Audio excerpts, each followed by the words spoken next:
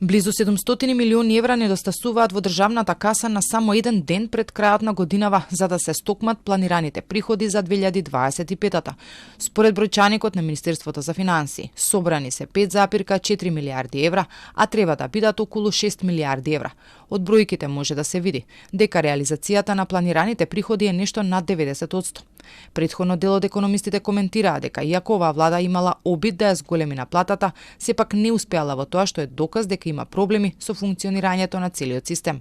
Како и секоја претходна влада, и оваа влада, особено кога доаѓа на власт, има амбициозни планови, но по се изгледа оваа влада можеби се сопна на првите чекори, каде што покрај тоа што планираше така како што испланира и покрај незините напори да ги зголеми наплатата, гледаме дека бројките не го кажуваат тоа. Тоа зборува, ако мене ме прашувате, тоа зборува прво за недостаток и системски проблем на функционирање на системот.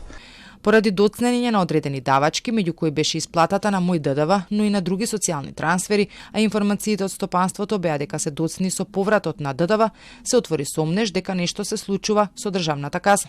Сепак уверувањето од владата се дека буџетот е во добра кондиција.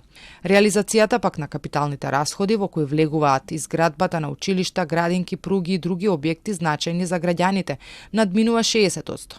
Пред крајот на годинава се направи и пренамена на пари од други ставки за да можат да се платат одредени фактури кон оние кои завршиле работата, па токму поради ваквата пренамена, експертите очекуваат да има зголемување во реализацијата на капиталните проекти, кои при проектирањето на секој буџет се планираат многу високо, а потоа кога се крати токму од нив.